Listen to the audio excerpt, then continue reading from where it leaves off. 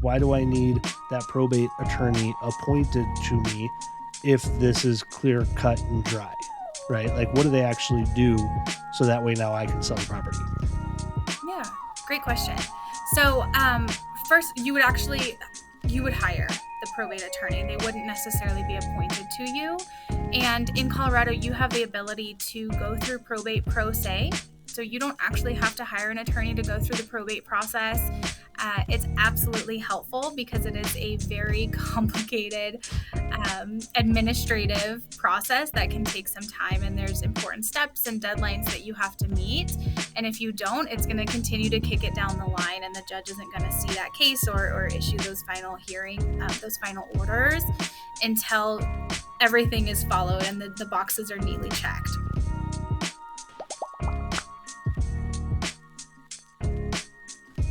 Welcome back, ladies and gentlemen, to the Living in Denver podcast, and I'm your host, Alex Saldana. And on this show, we talk about all things Denver, from real estate, small businesses, owners, community leaders, and advocates. And today, I'm really excited to be joined by Kendra Strong. She's an estate planning attorney who owns her own firm here in Denver, and we're going to go over some questions on kind of a tough topic that most of us will have to go through in our lives, and that's when your parents pass, what happens to their property? This is something that most of us will go through, and she is a wealth of information, and I hope you don't need her today, but I know she'll shed a lot of light and has a wealth of information on this subject. So we're going to cover just how to protect your assets in this case, as well as if you own a home, you own multiple properties. She is a great wealth of information here too for protecting yourself. And so today, Kendra, thank you for joining me. How you doing? Thanks, Alex. I am doing good on this Monday. I don't know when your listeners Good. will So be I, listening, but post vacation vibes. It's really good to be back in the office and hit the ground running. Awesome. Awesome. And I know I'm going to have a lot of questions, probably too much for our time, because a lot of these questions do, strike close to home with a lot of us. But before we kind of dig into it, why don't you give us a rundown, your story, who Kendra is, how'd you get started in this? How'd you end up in Denver? Like, who is Kendra? And feel free to start wherever you want to start. Yeah, great. Well, I am a Denver native. So I was born and raised here in Colorado, kind of mostly in the Aurora area, but I've also lived in Thornton a little bit. So know the state like the back of my hand. This is where I grew up, and this is my home state. I don't foresee us moving at all. On a personal note, I am a mom and a stepmom, so I'm part of a blended family situation. My husband and I have been married for 5 years. And our youngest, our son that we have together, is 3. So when I'm not working, I am in the thick of toddlerhood and chasing him around. We're potty training. So all the fun things that come along with raising children. Um, in addition to raising him, I am growing my law firm. I actually started my own law firm, Strong Law, when Ariane was about 4 months old. And it was a accumulation of several things. One, just personal aspirations, wanting to be an entrepreneur, kind of get out of the working for somebody else, right? And having somebody else dictate our schedule. My husband's an entrepreneur. He's actually a real estate investor. So we do have rental properties as well, and that keeps him pretty busy and myself busy.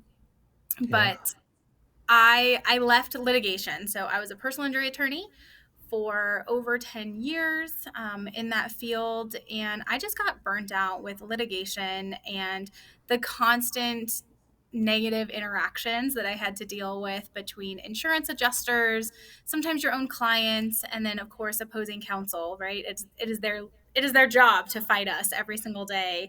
And I just realized that there was something else that I could do better with my time and my life. And I wanted to really, get back to the roots of why I went to law school, which is to help people. So launched Strong Law back in January of 2023. So we're about a year and a half old. And it's just been an amazing journey helping families to avoid court and avoid conflict because we help them get their estate plans in place. Yeah. So talk to me a little bit about that. Like, you understand this like the back of your hand. I know a little bit of it because I'm in the business, but what is it like the high level overview of what it is that you do for people? Yeah. High level, I like to tell people that what I do is essential life planning, which kind of sounds a little bit silly because it actually is forward thinking about planning for your death or your incapacity by using documents that are going to put your wishes and your intentions into place versus if you were to pass away without a plan, the state has a plan for you. And so a lot of my clients, they don't like the default plan. We don't like what Colorado law gives us.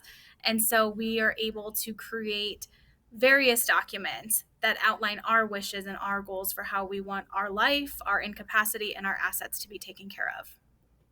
Okay, interesting. So, and I know forward thinking for many of us is tough. I mean, I don't know where we're going on vacation in 2 weeks. Like planning, it can be tough, and I know on this subject too. Oftentimes we're bringing up the passing of somebody.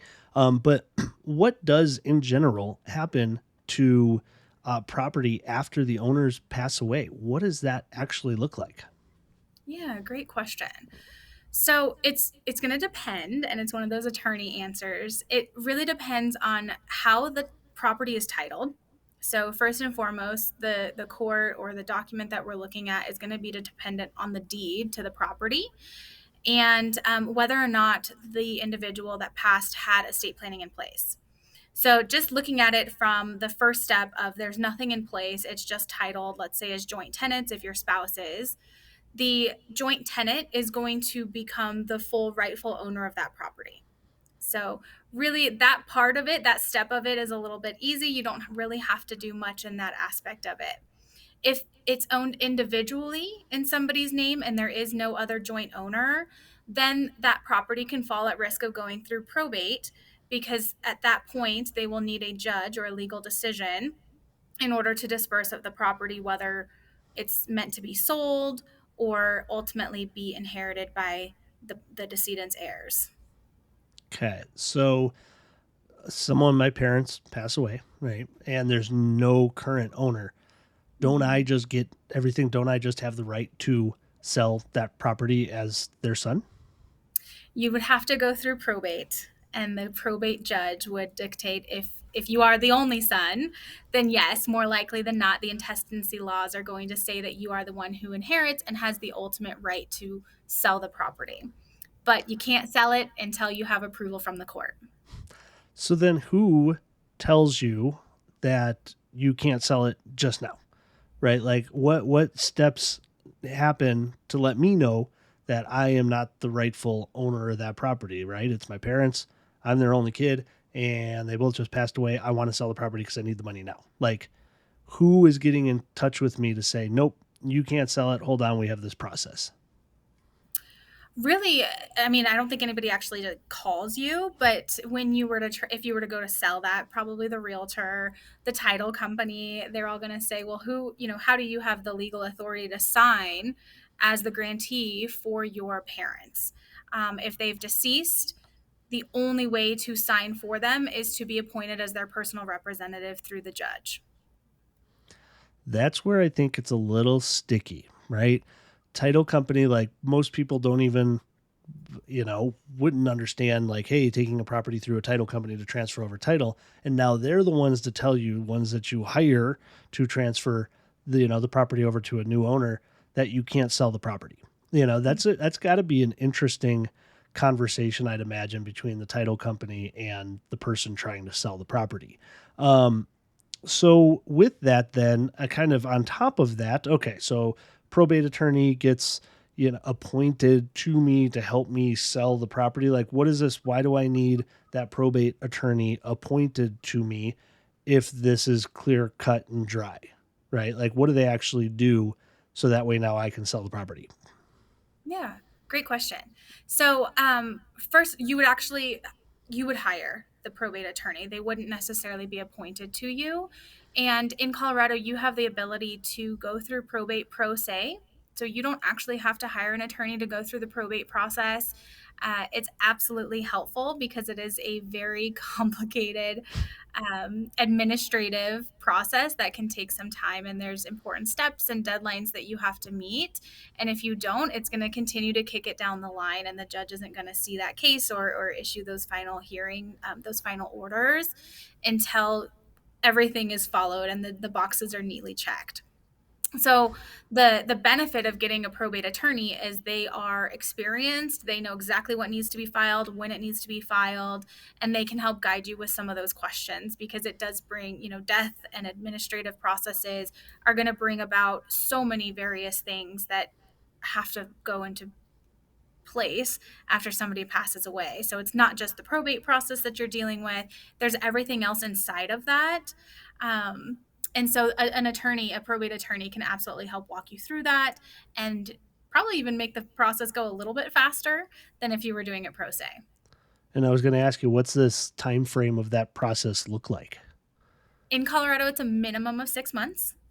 Whoa. And it can be as long. On average, I think it's 9 to 12 months if it's an uncontested probate process. If it's contested or it's complicated, I mean, it can go on for years. We know of a close family friend whose probate is now on year 3, so it can get really really long and really expensive. Wow. So who then, this brings up a question never even thought of. Who most commonly contests? Other family Most members? family members, yeah. So family members that either feel that they are not getting their rightful share of the assets or the property. For example, a lot of the times, if you have 4 siblings like myself, and if my parents wanted to leave us the house, but 2 of my siblings didn't want to have a rental property, right? They're like, hey, just give me my money and buy me out. There can be an issue of, okay, how are we going to come together to decide Mm, what to do with this property? They want out, we want to keep it.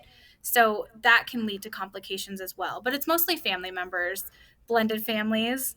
You yeah. get people that are cut out all the time. Yeah. No, I can absolutely, completely see that. So in the meantime, this process is getting handled 6 to 12 months in decent scenarios.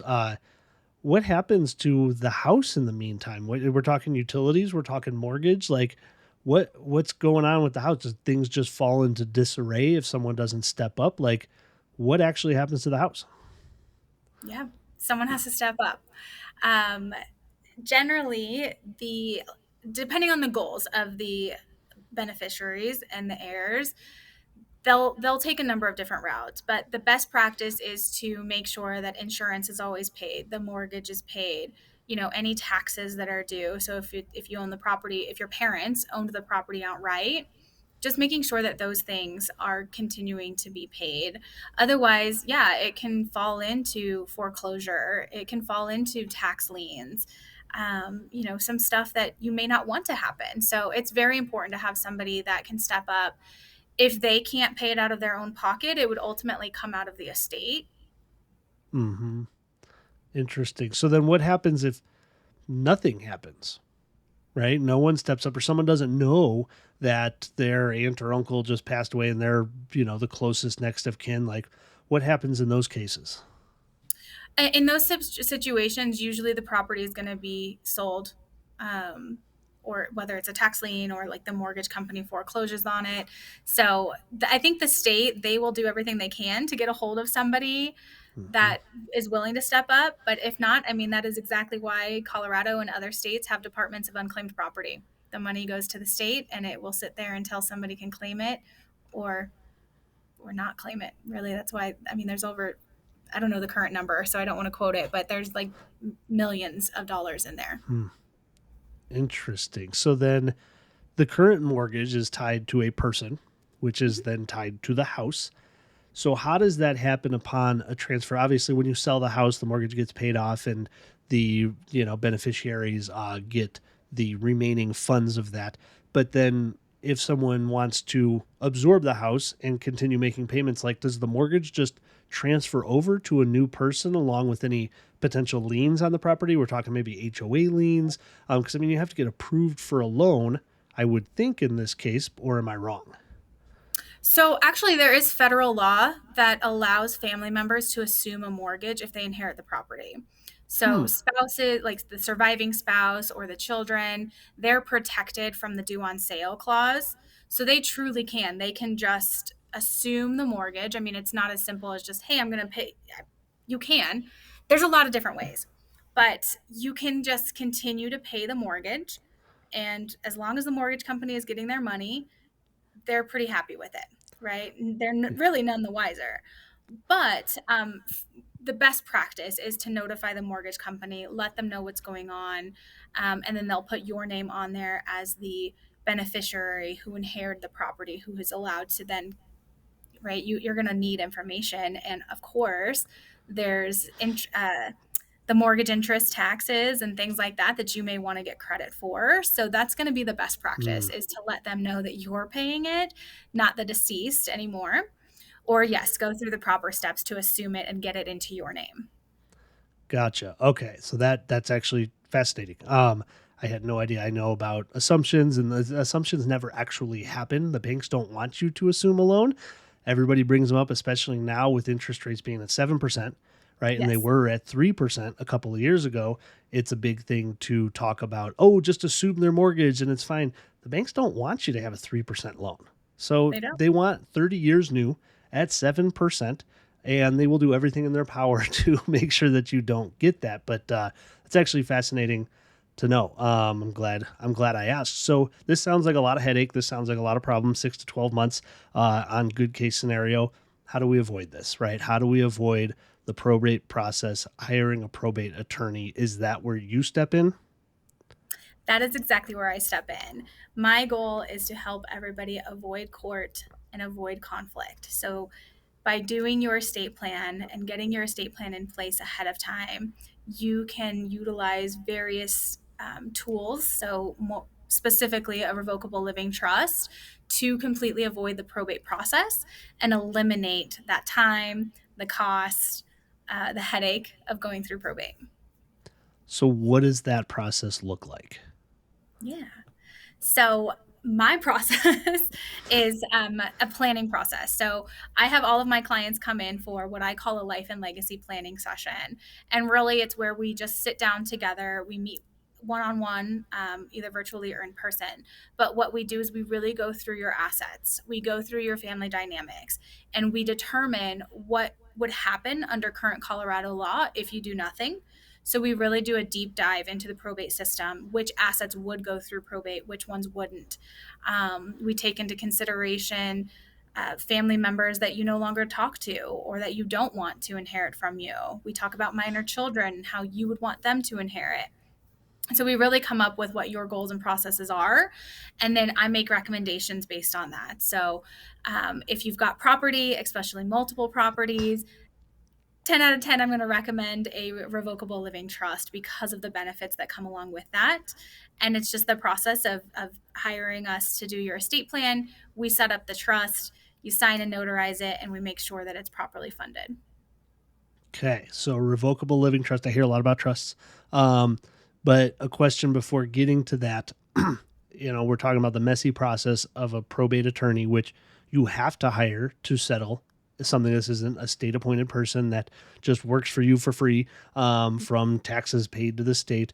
Like, and I'm sure this everybody hates this question, but it's a real question. Like, what kind of dollars are we talking about for probate when it's like goes good versus when it goes messy versus estate planning? And let's just keep it simple. One property, simple probate sort of deal. Like, are we talking tens of thousands here? Are we talking a few thousand? Like, what are we talking about to with these different scenarios?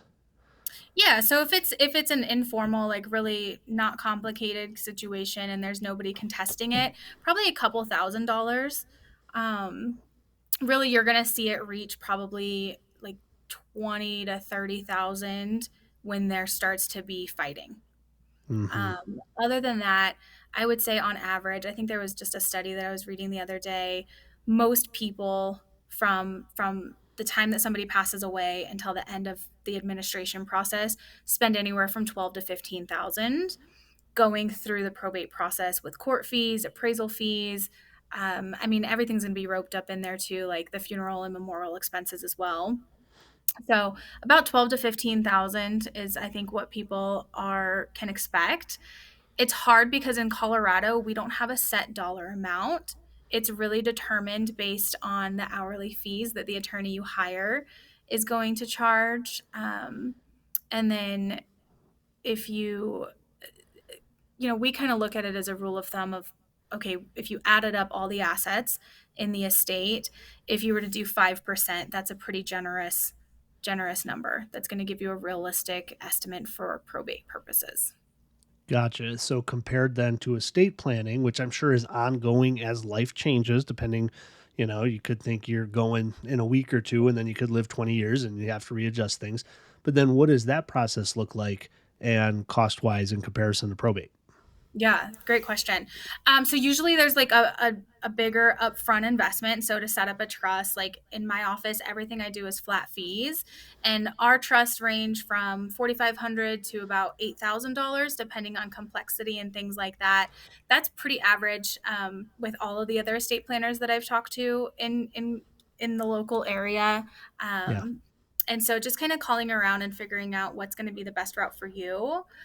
On that note, what I always like to add in here is estate planning is really not the area that you want to pinch pennies or, hey, who can do an estate plan for cheap, because you will get what you pay for. And if Yeah. you are going the cheap route, more likely than not, your family will end up in court because that document's going to be inadequate at some point. Yep. I've seen many scenarios at closing tables where things get ugly. People change over money, right? Mhm. And it can be sad.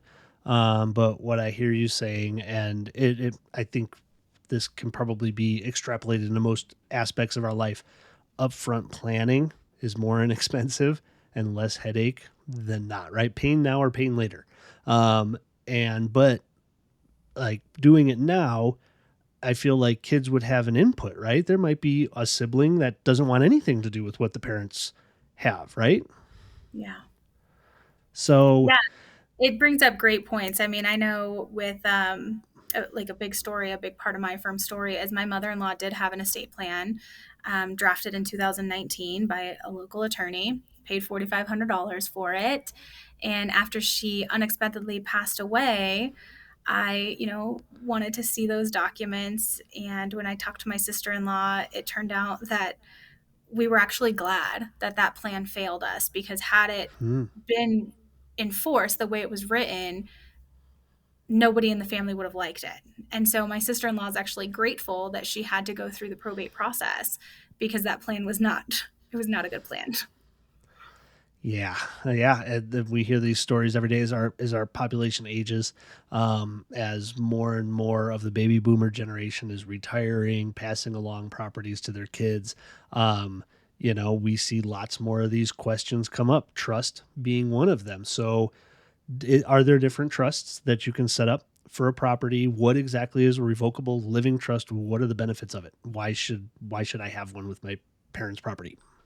Yeah, there's several different trusts. The most common is the revocable living trust.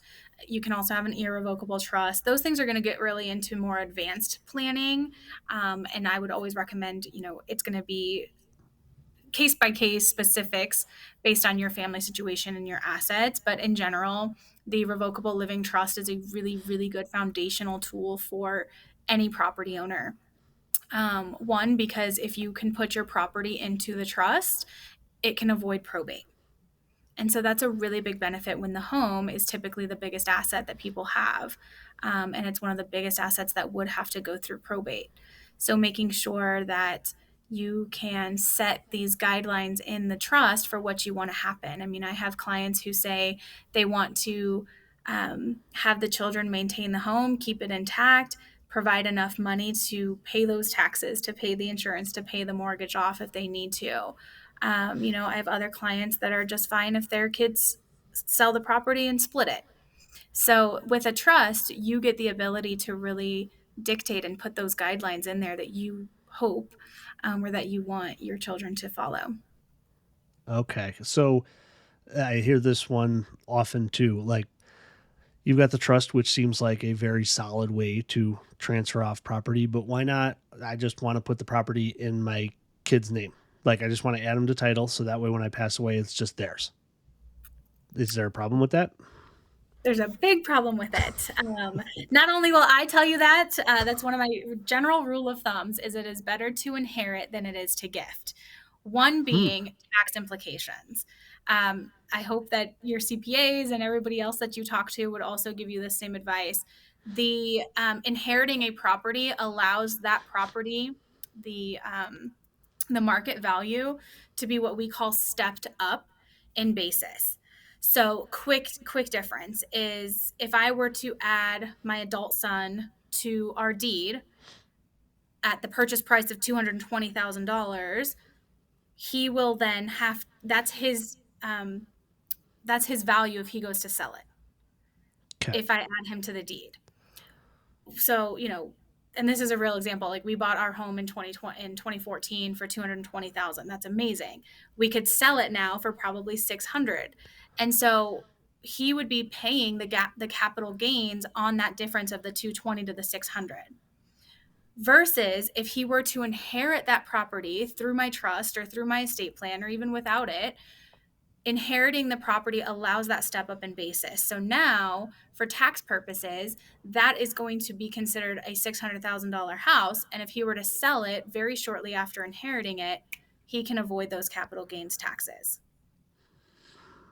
Hmm.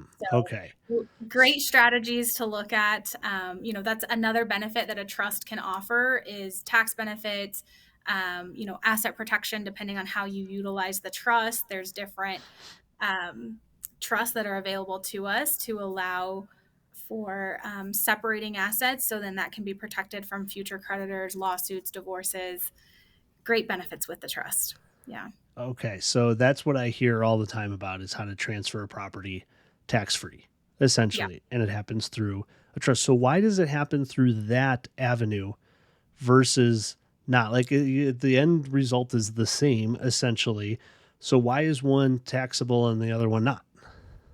So no, I'm sorry, I may have misspoke there, but with the even if you don't have a trust and you inherit the property from the probate court, you'll still get that step up in basis. Okay. It's the difference is what they're going to look at is when did the transfer occur, and did it happen post death, so inheriting it, or did it happen during your lifetime, an inter vivos transaction, which then can be considered a gift, and so that's why it makes it different. Gotcha. So if I were to be put on my parents' title this year, right, with them still alive, when is that tax implication due? Essentially this year now. I just received a gift of what 220 or are we talking 600,000 and I owe the difference that 480 difference in capital gains taxes? Is that what we're looking at? So you would be looking at the capital gains only when you go to sell the property. Okay. So it's not necessarily due at this time, but yes, your purchase price is considered the purchase price that your parents got it at. Gotcha. Okay, that's interesting. So then with the mortgage kind of going back to that piece, other assets that someone has when they pass away, I mean credit card debt, and maybe you don't know, maybe that's a different type of attorney, but other debts that may or may not be attached to the house, like do those just disappear upon someone's passing or does that get tangled up with an estate or a probate situation?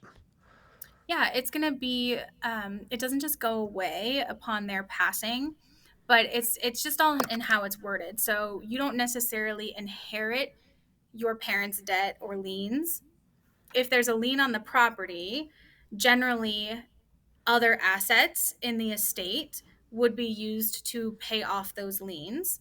I think like mechanics liens or tax liens, things like that.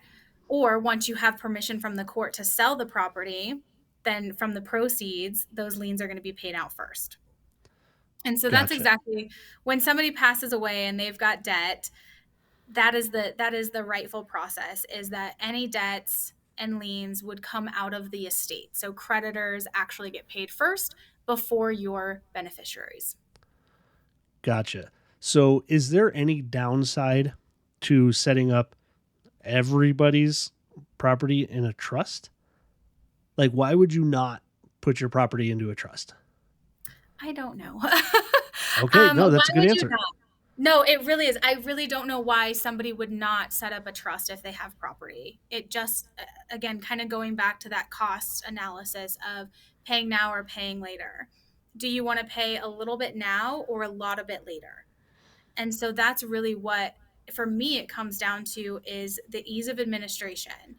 If I have a trust set up, my trustee can immediately take action on my home in the sense of utilizing my own assets to continue paying the mortgage, the responsibilities that are associated with the home, or they could literally sell it right away as the trustee. Versus the probate side of it, if that property is not in a trust, it has to go through probate if it's individually owned. That there's no other way except for through the trust. You could use beneficiary deeds. There's reasons why we don't recommend them. Talk to an estate planner about them. But really we're looking at the two different avenues. Going through probate, like we talked about, 6 to 9 months minimum to be able to sell that property. What do you do in that time frame if you cannot afford to pay that? You have no other access to their bank accounts because you can't do that until the court orders it either.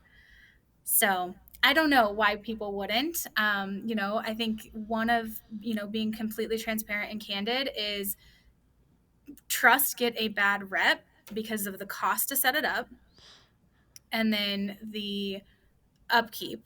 And I say upkeep like if you never move, then you're fine, right? As your assets change, yes, absolutely. You want to make sure that your new property, the new house that you get, is also put into your trust, right? Or any additional properties that you purchase. So, getting a trust, it really is foundational. Once you have that set up, it's just a simple filing of the deed to make sure that it's properly transferred into your trust.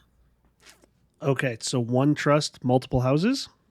Mm-hmm. Okay. Yeah, In that trust, so you go through probate, the court tells you who decides on who owns what. In a trust, you can lay out, hey, I have two kids, each have 50% ownership of whatever is in that trust. So the trust can be three properties. Is that what I'm hearing? correct. Yes. Okay. And if I liked one of my kids more than another, I could say, hey, you get 50% and the other two get 25%. Yes? Yes. Okay. Fascinating. So you can change the trustee, is that the right terminology, of the people who are able to sell the property once. So I guess I'm asking my question, thinking of the question as I'm talking here. How do you become the trustee? Are there rules in place for what happens? Because you own the property, it's in a trust that you control because you're still alive. So then, how do I get control of it as a trustee? Um, are there rules on that? And then, like, who can make decisions once someone passes away?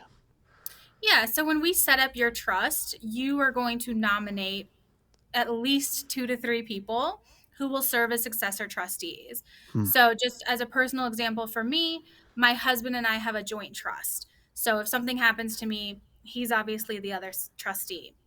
Then after that, so if both of us are either incapacitated or have passed away, we've nominated our family members in a specific order that we trust to take care of our financials. So, it would go to my first sister-in-law and then it would go to my mom. And so it really just depends on when they step in.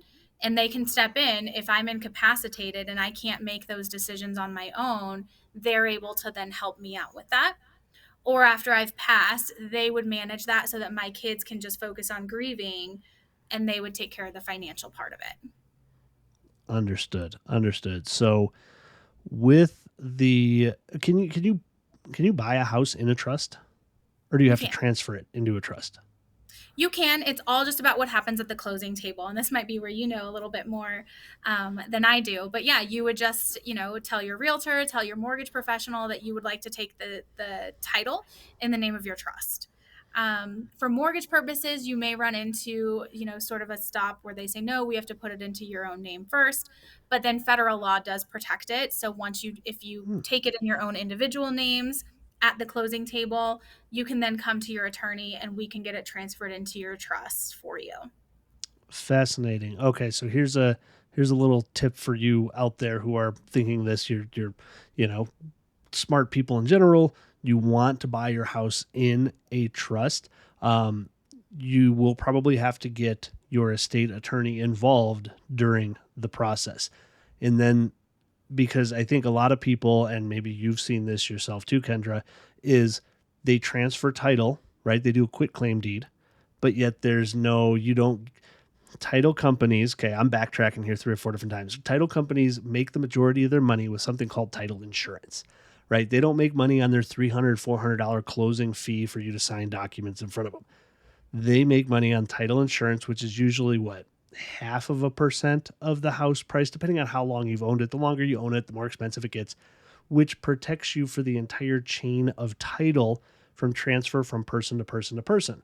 Well, what happens if you quit claim your house over to your kids and you didn't get title insurance because you only wanted to spend a couple $100 on quit claiming your house because no one asks you if you want title insurance during a quit claim. They only ask you when you're actually buying or selling. Um, so it could potentially avoid a good size expense by doing it right up front. You're going to have to pay the attorney anyways, right? But you're going to avoid that transfer if you want to do it properly and get title insurance to transfer over from your name into a trust. Would that be correct, Kendra, in your opinion? Yeah, so we would actually pull the last recorded deed, and we typically go off of that as well. So if they purchase the home and they have a warranty deed, we're going to do a warranty deed into their trust. Yep. Yep. There's a lot of nuances here, ladies and gentlemen, that oftentimes you don't know what you don't know, right? And Kendra, as well as myself, we're what you would call fiduciaries. Like we're here to take care of you, and what is best for you. And I know lawyers and real estate agents, we can sometimes get an unfortunate rap, but we'll be the first to say that there are a lot of good people in this business, that are really here to help. And I know Kendra is a part of that. So with that, someone wants to hire an estate attorney. Then maybe they're out of state, right? You don't practice there, right? What would you tell your family member to do? What are the top three things you would have a family member ask in hiring an estate attorney so that way they knew what they were doing? Yeah. First and foremost, I would ask about their fee structure, whether it's a flat fee, hourly, or like a per document fee. The goal here is to make sure that you're getting a comprehensive estate plan and not just one-off documents. So, um, not to talk badly, like you just said about other attorneys, but if they're going to charge you individually for each document and then they're offering it as an a la carte, that to the consumer, to the client, is going to signify that maybe you don't need those documents. Hmm. So, for example, if you were to just say, trust is X dollars, power of attorney is this dollar, like you're going to start to piecemeal it yourself to save money. And so with like what we do in my office is everything is a flat fee comprehensive plan. If you're getting a trust with us, we are also updating your full incapacity suite. We are also giving you full guardianship nominations. We are also doing the deed transfer. So we're not going to piecemeal because we don't, that's where estate plans start to fail, is when you're going to start nickel and diming it, right? So, what is their fee structure? Look for a flat fee structure or a comprehensive structure, not just per document. The next thing that I would absolutely ask is how does the firm handle asset transfers or quote unquote funding the trust? If they do not, if the firm does not give you any guidance, support, or even offer to do it for you, run to the next firm. This is the number one reason why trusts fail, is because sometimes the law firms, they'll do these documents and they don't give any help or guidance or follow up with their clients as to how to properly assign assets to their trust, because it does require the work of the clients. I can do the deed, like that happens automatically for me, but the next time that you buy a property, you have to call me or it's not going to be part of your trust. but we've got systems in place to help follow up with you as well so that you don't just fall off the radar. Third one is going to be, do you conduct periodic reviews? Again, we've already talked about it several times. Life changes, the law changes, your assets change. Um, if your assets are changing and they're not properly updated, this is going to be why estate plans fail. So, really, just making sure at the end of the day, I want you to have an estate plan in place that's going to work for your family when they need it to work. What my estate plan looks like right now with a 3-year-old is going to be vastly different than what it's going to look like when my son is 30 years old. 100%. So all of these rules, all this planning, we've been talking about families. What about for investors? Like how would you guide your husband, for example, right? How would you guide investors to protect their assets, rental properties, things like that, just in general? Like, how do you set it up? I love this because this is where I get really passionate, is about families and real estate investors, because that's exactly where we are at in our life. Um, I work with a lot of real estate investors, and really what we're going to sit down and look at your portfolio, and we are going to understand what your goals are and assess the risks. Coming from the personal injury side of it, that is my whole mindset, is really on where is their exposure. And for us, and in my opinion, and a lot of other attorneys that I meet with, the best recommendation is to run your investment property, your rental property, like a business. So set up the LLC. If you own one property, it's one LLC. If you own 5 properties, best practice, 5 LLCs, one for each property, so that you're separating out that liability. If something happens on property A, they can't then sue you for B, C, D, and E. Okay, we're going to stop the liability at each individual um, property, and then even further, depending on how you're running your operation, either make sure that you've got a really good property manager, or if you're managing your properties yourself, set up another entity to be the active property manager, and that's who's going to be signing the leases, collecting the rents, paying the expenses, and making sure that you just have a good team of professionals around you, like CPAs, bookkeepers, things to keep everything separate. Awesome. So does setting up an LLC for one property protect you as the owner? It does. So it creates that level of separation. So they can sue the LLC. If they were to sue the owner, it typically is all covered under the LLC, so that your personal expenses, your personal assets are not exposed. So like your personal residence should not be exposed from the lawsuit against the LLC. Gotcha. Is there anything else? I mean, I have multiple LLCs. We flip more than we have a bunch of buy and holds, which, if I'm honest with myself, I should have done buy and holds versus flips, but hey, that's neither here nor there. So, and you hear a lot of misinformation out there. Oh, an LLC doesn't do it because Colorado just looks at you as a sole proprietor and they're going to come after you anyways. Like, can someone just sue you for whatever? Like, where does the buck stop? It sounds like you had a plan for multiple layers, right? LLCs owned by an LLC that then you then work for, right? Which I think we can understand that hierarchy. One LLC, you just inherited a property, right? Whatever it was. Now you turn it into a rental, you put it in an LLC, and that's all you did. Is that really anything? That $50 you spent to register with the Secretary of State, is there any protection to that? There definitely is. But you have to follow the formalities of the business. And that's where, as attorneys, you'll hear us often say piercing the corporate veil, piercing the Mm-hmm. corporate veil. If you just set up the LLC with the Secretary of State and that's all you did, and that's, maybe who the title owner is on the deed, but then you're collecting the rents, you're paying the payments, everything from your personal account, then of course you are piercing the corporate veil. You yourself are not keeping up the formalities. And so it is dependent on the individual to say, I'm going to treat this like a business, if you are worried about those liabilities. And then, I did a webinar for a big property management company here, and it was like 5 assets of asset protection, making sure that you have really good insurance. And Yeah. part of that is a landlord's policy and making sure that you're disclosing all this to your insurance company. If you set up the LLC, but then the insurance company has you as the owner, they're going to find every reason they can to deny these claims. So, really good insurance, having the LLCs and a foundational estate plan in place is really going to help your family.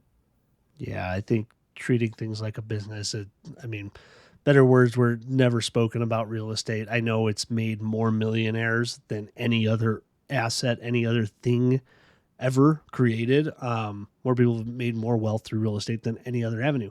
But you have to treat it like a business. You have to be responsible about it through hiring the right attorneys to make sure that you're protected. Because if you think you know, like you don't, right? And so put the responsibility on somebody else.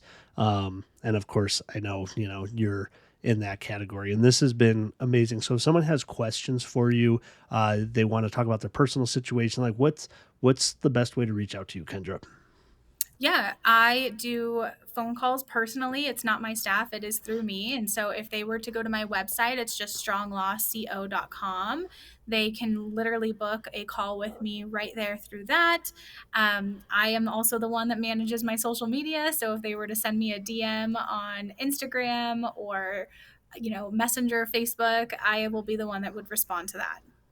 Awesome. And ladies and gentlemen, we will have all of Kendra's contact information in the description below. And Kendra, this has been amazing. I can't wait to have you on in the future here. I know everybody's gotten a lot of value out of this. And Kendra, thank you again. And ladies and gentlemen, till the next time, happy housing.